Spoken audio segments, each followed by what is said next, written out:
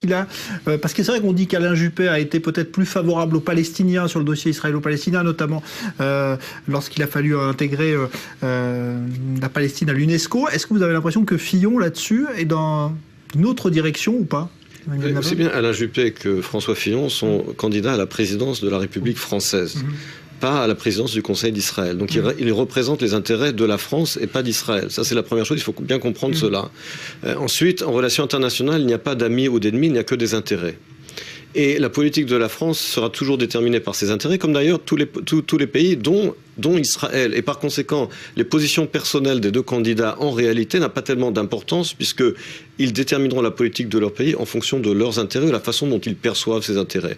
Et Israël, aujourd'hui, étant une puissance régionale, c'est une puissance avec laquelle il faut compter, et que sur la question du dossier israélo-palestinien, de toutes les manières, aujourd'hui, tout le monde dit plus ou moins la même chose, aussi bien en France qu'en Israël, donc il n'y a pas là de véritable différence entre les candidats. Il faut bien distinguer, encore une fois, des propos que les candidats ont tenus ou ont pu tenir sur leurs relations avec Israël et sur ce qu'a dit François Fillon concernant les Juifs de France. Je pense qu'il y a eu un dérapage qu'il a corrigé d'ailleurs sur sa page Facebook, puisqu'on ne peut pas bien sûr comparer le fondamentalisme islamique qui tue qui fait des attentats horribles en France et une vie communautariste qu'on peut accepter ou ne pas accepter.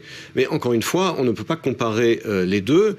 Et bien entendu, les Juifs qui en France veulent absolument préserver leur mode de vie peuvent toujours venir en Israël et vivre souverain en Israël.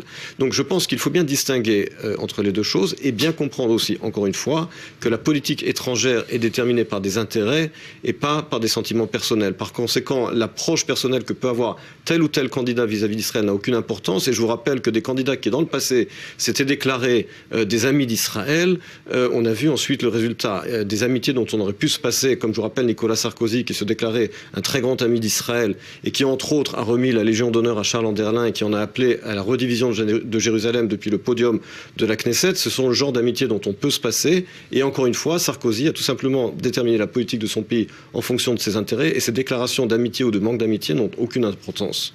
Je suis bien d'accord avec vous.